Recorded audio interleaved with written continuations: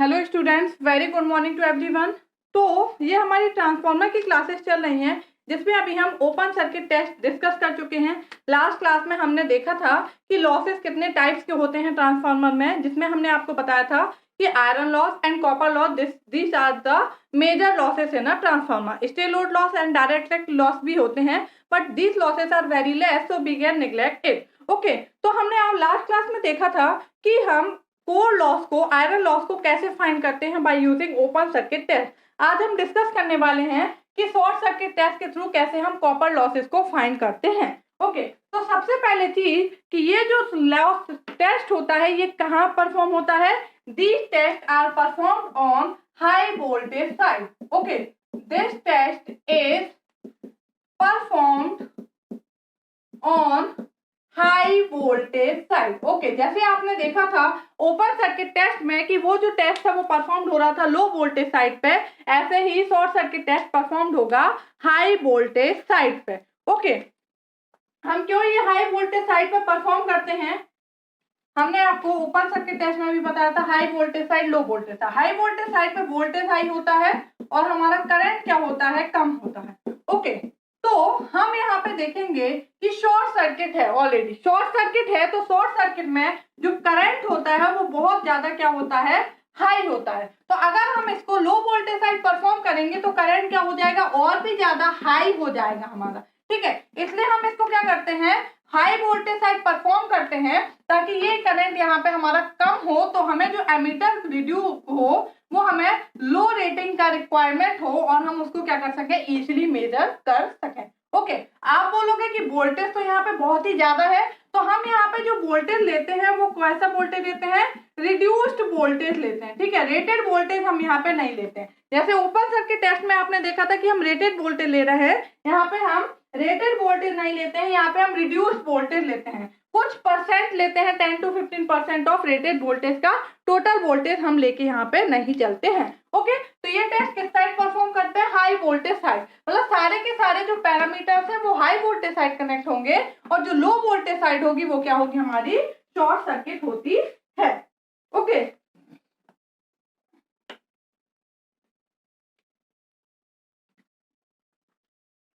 क्या करते हैं यहाँ पे, देखिए कैसे हम, ये हमारा वोल्टेज है VSC, ओपन सर्किट वोल्टेज।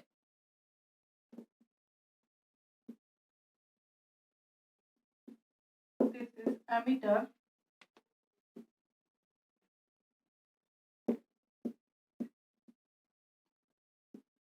ये होगी high voltage side and this is low voltage side. Low voltage side जो है ये क्या होगी, शॉर्ट होगी। यहाँ पे करंट क्या होगा हमारा, I2। ओके, ये अमीटर है, ये जो करंट देगा वो शॉर्ट सर्किट करंट देगा। ये वॉट मीटर है, ये हमारा शॉर्ट सर्किट में जो पावर है वो देगा, और ये हमारा VSC है। ओके, तो ये जो वोल्टेज है यहाँ पे कौन कौन से आए, VSC, ISC एंड WSC। तो ये जो VSC है वो क्या होगा, हमारा रिड्यूस्ड वोल्टेज होगा। ओके, ये जो है वो क्या होगा, रिड्यूस वोल्टेज होगा, ना कि रेटेड वोल्टेज होगा। ISC क्या है हमारा, शॉर्ट सर्किट करंट। ओके, और WSC क्या हमारा, पावर है, शॉर्ट सर्किट पावर। ओके, ये हमारा कुछ जो डायग्राम है वो हमारा इस तरीके से होता है। अब हम देखते हैं कि हम यहाँ पे क्या क्या फाइंड करते हैं।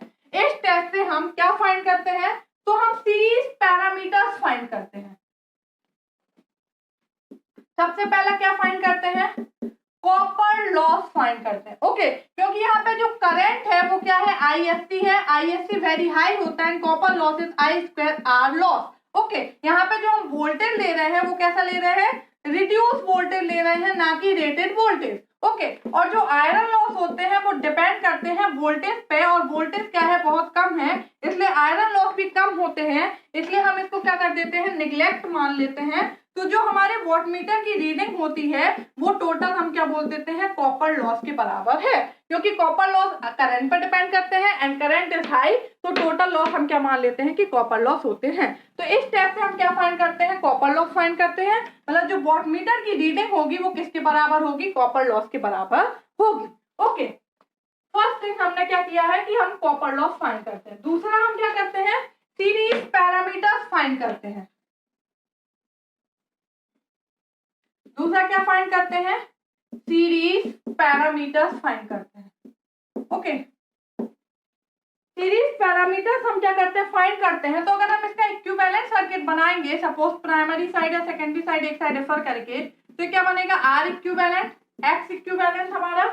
ओके, और यहाँ पे ये क्या होगा, VSC, ये शॉर्ट सर्किट है, तो ये V2 क्या हो जाएगा हमारा 0। ओके, हमने इसको सपोज प्राइमरी साइड रेफर किया, तो R इक्विवेलेंट क्या होगा, R1 plus R2 dash, X equivalent क्या होगा, X1 plus X2 dash. Okay, तो सीरीज पैरामीटर फाइंड करते हैं, मतलब क्या फाइंड करते हैं, R, Z और X।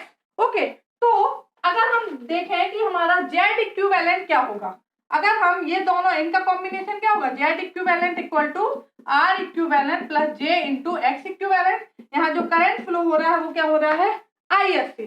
तो अगर हम यहाँ से Z इक्विवेलेंट फाइंड कर सकते हैं कि नहीं, Z इक्विवेलेंट इक्वल टू क्या होगा, VSC by ISC।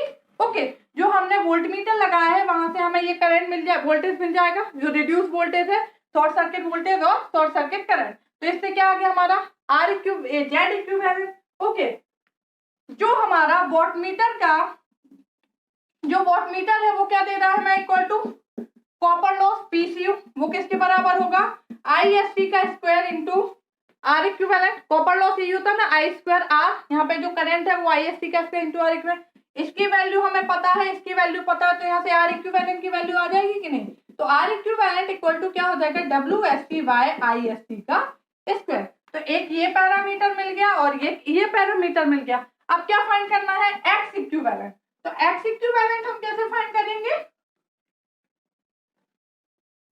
Z equivalent equal to होता है R equivalent plus J into X equivalent. Okay, तो Z इक्विवेलेंट का स्क्वायर इक्वल टू क्या होता है, R इक्विवेलेंट का स्क्वायर प्लस X इक्विवेलेंट का square. Z equivalent equal to under root of R equivalent, sorry हम ऐसे फाइंड कर लेते हैं, हमें X इक्विवेलेंट फाइंड करना है, तो X इक्विवेलेंट का स्क्वायर इक्वल टू क्या होगा, Z इक्विवेलेंट का स्क्वायर माइनस R इक्विवेलेंट का स्क्वायर। तो X equivalent equal to under root of Z equivalent square minus R equivalent square. Okay, हमने Z इक्विवेलेंट की वैल्यू फाइंड कर ली है, R इक्विवेलेंट भी फाइंड कर ली है, तो इससे क्या आ जाएगा, X इक्विवेलेंट हम फाइंड कर सकते हैं। तो आपने देखा कि हमने तीनों पैरामीटर्स फाइंड कर लिए, R इक्विवेलेंट भी, Z इक्विवेलेंट भी एंड X इक्विवेलेंट भी, और कॉपर लॉस भी हमने क्या किया है, फाइंड कर लिया है। ओके, तो इस तरह से हम क्या क्या फाइंड करते हैं, कॉपर लॉस हो गया हमारा। Okay, parameters of series parameter. अब हमारा सर्किट क्या था, हमारा सर्किट कुछ इस तरीके से था, ये V2 तो 0 है, R इक्विवेलेंट, X इक्विवेलेंट, ये हमारा VSC and this is ISC। Okay, suppose हम ISC को रेफरेंस ले लेते हैं, इसका हम फेजर डायग्राम बनाते हैं। ठीक है, अगर आप इसमें KVL लगाएंगे, सपोज आप इसमें KVL लगाते हैं, तो ये क्या होगा, प्लस माइनस, ये प्लस माइनस, जहां से करंट एंटर करता है this terminal is positive and where it is leave this terminal is negative. Okay, तो आप कैसे लिखोगे, plus of VSC minus ISC R equivalent plus of J into J equivalent, यही होगा कि नहीं होगा हमारा। तो VSC इक्वल टू क्या होगा, ISC R equivalent plus J into ISC X equivalent. तो अगर हम इसको फेजर में ड्रॉ करते हैं तो कैसे होगा, सपोज ISC हमने क्या किया है, रेफरेंस लिया है। ओके, तो ISC R इक्विवेलेंट क्या होगा, इसी के फेस में होगा कि नहीं होगा। तो ये क्या हो जाएगा, ISC इंटू R इक्विवेलेंट, क्योंकि जो रेजिस्टेंस है और वोल्टेज है वो क्या होता है, रेजिस्टेंस के केस में voltage and current are in same phase. अभी क्या है, प्लस J X इक्विवेलेंट, मतलब ये क्या है, करंट से 90 डिग्री लीड कर रहा है, तो इससे क्या हो जाएगा, ये हो जाएगा ISC X इक्विवेलेंट, और इन दोनों का जो फेजर सम है वो क्या हो जाएगा, VSC, होगा कि नहीं होगा। इनके बीच का जो एंगल है वो क्या हो जाएगा, phi SC, ये पावर फैक्टर एंगल हुआ VSC और ISC के बीच में। तो अगर आप यहाँ से cos phi SC फाइंड करेंगे तो क्या होगा, cos क्या होता है हमने आपको बताया है, हमारा क्या याद रखना अपन को, पंडित भोला प्रसाद अपॉन हर भोले। ये क्या होता है, साइन, ये cos and this is tan। तो cos थीटा क्या होता है, बेस बाय हाइपोटेनियस, ओके, तो बेस क्या होता है इसका, बेस क्या होगा, ये वाली चीज। ओके, बेस क्या है, ISC इंटू आर इक्विवेलेंट, और हाइपोटेनियस क्या है हमारा, ये वाली चीज VSC। Okay, ISC into R equivalent by VSC, ये हो गया हमारा क्या, cos phi SC। ओके, और यही अगर आप पावर फैक्टर के फॉर्मूले से निकालते हैं, पावर के फॉर्मूले से, पावर क्या होता है हमारा, WSC इक्वल टू क्या है, copper loss equal to ISC का square into R equivalent. Okay, तो ये क्या होगा, VSC ISC cos phi SC equal to ISC का स्क्वायर इंटू आर इक्विवेलेंट। तो cos phi SC equal to क्या है, ISC square into R equivalent divide by VSC into ISC। Okay, तो ISC R equivalent by VSC। तो आपने देखा कि ये and this value is same. Okay, तो आप चाहे तो इससे निकाल लें, चाहे इससे निकाल लें, जो हमारा पावर फैक्टर की वैल्यू आएगी वो क्या आएगी हमारी, ये आती है। ओके, अब आप देखिए,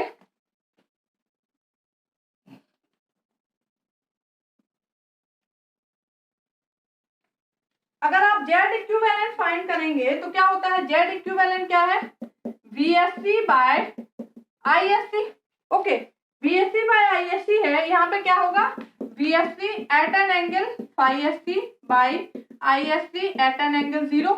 ये लिया था हमने, ISC रेफरेंस लिया था, ये क्या है, ISC आर इक्विवेलेंट, और ये क्या था, ISC एक्स इक्विवेलेंट, और ये था VSC।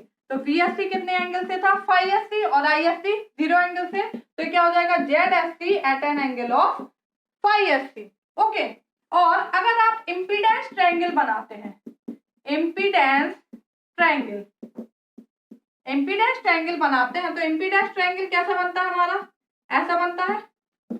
ओके, ये क्या होगा, R equivalent, X equivalent, and this is Z equivalent, and this is phi Z। Okay, या आप थीटा Z लिख लीजिए इसको। तो cos ऑफ थीटा Z क्या होगा हमारा,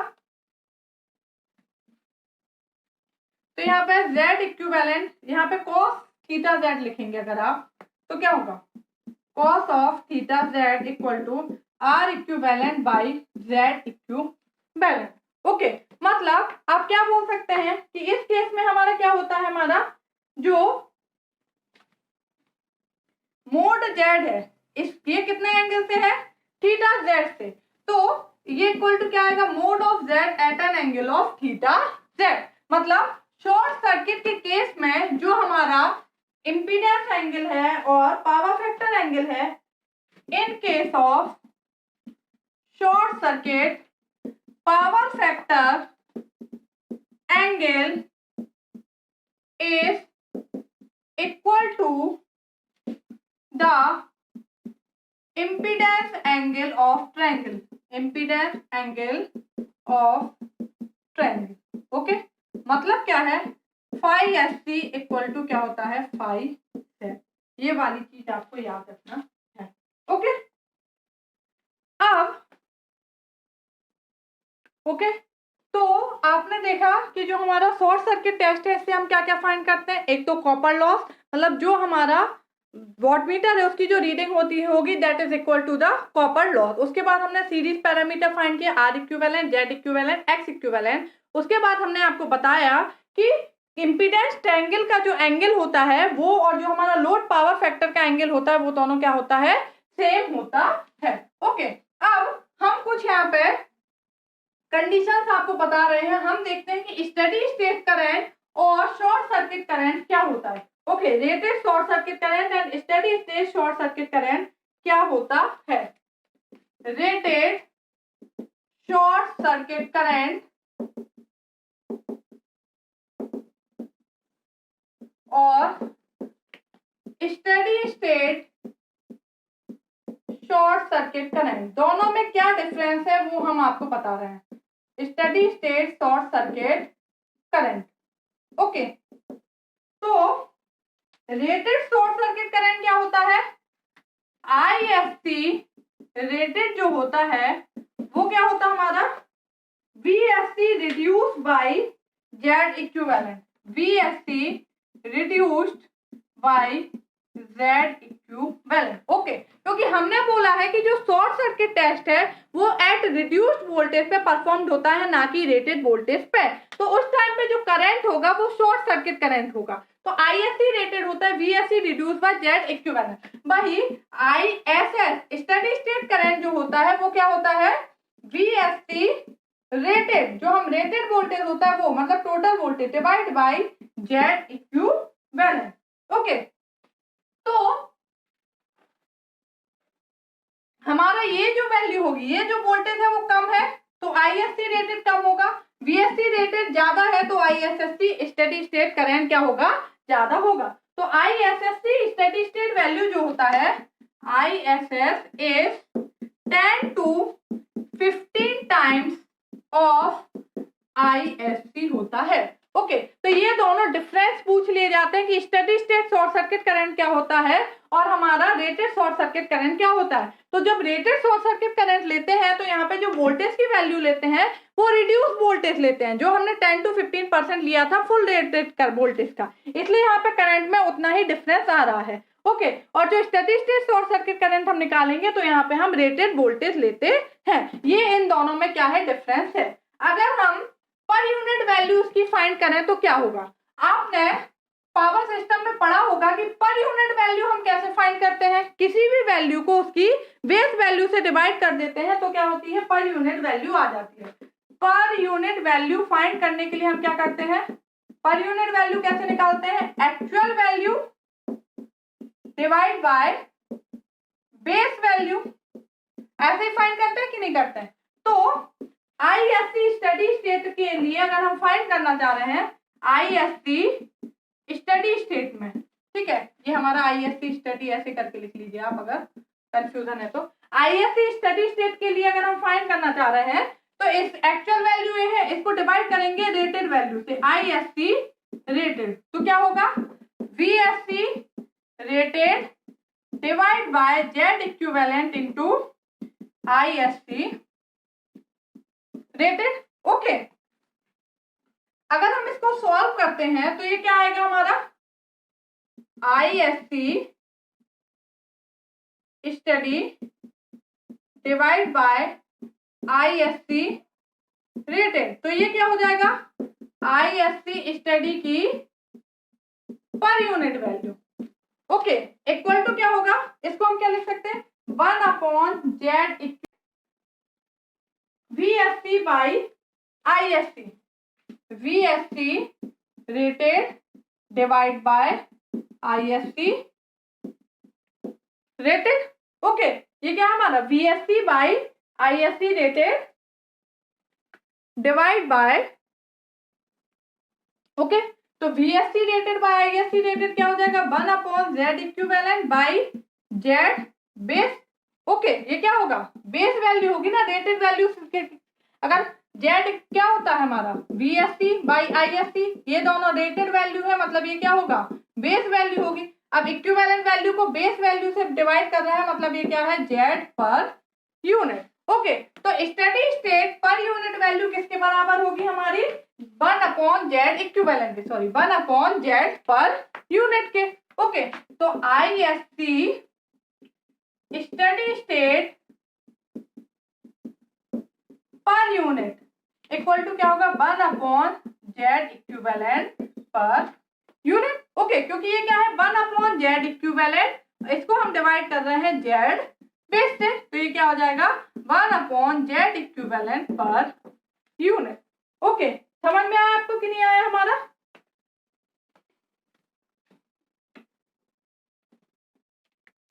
तो ये क्या हो गया हमारा, 1/Z पर यूनिट, क्योंकि ये क्या, 1/Z equivalent divide bye Z base, तो ये हो जाएगा Z पर यूनिट। इसको आप इस तरीके से लिख लीजिए, हो सकते हैं आप बहुत सारे लोगों को कंफ्यूजन हो कि ये क्या है, 1/Z इक्विवेलेंट और इसके डिवाइड में क्या आ गया हमारा, ये बेस वैल्यू, तो ये क्या हो जाएगा, 1/Z पर यूनिट। ओके, तो ये हो गया हमारा क्या, कि steady state per unit value किसके बराबर होती है, 1/Z इक्विवेलेंट पर यूनिट। ये डायरेक्ट आपसे फॉर्मूला पूछा जा सकता है, डायरेक्ट इसके ऊपर क्या होते हैं, न्यूमेरिकल्स बन जाते हैं। ओके, अब अगर हम स्टडी स्टेट, अगर हम ISC रेटेड इसकी पर यूनिट वैल्यू की बात करें तो क्या होगा, पर यूनिट वैल्यू क्या होती है, जो एक्चुअल वैल्यू है divide by base value, base value भी क्या होगी, रेटेड वैल्यू, तो इसकी वैल्यू क्या होगी 1। ओके, तो अगर ISC रेटेड की पर यूनिट वैल्यू पूछी जाएगी तो वो क्या होगी 1 पर यूनिट। ओके, अब हम एक और देखते हैं, जैसे हमने ओपन सर्किट टेस्ट में देखा था वैसे हम यहाँ पे भी देखते हैं शॉर्ट सर्किट टेस्ट में, कि अगर हम वोल्टेज कांस्टेंट लेके चलते हैं और फ्रीक्वेंसी को क्या करते हैं, कम करते हैं, तो हमारा क्या इफेक्ट पड़ता है।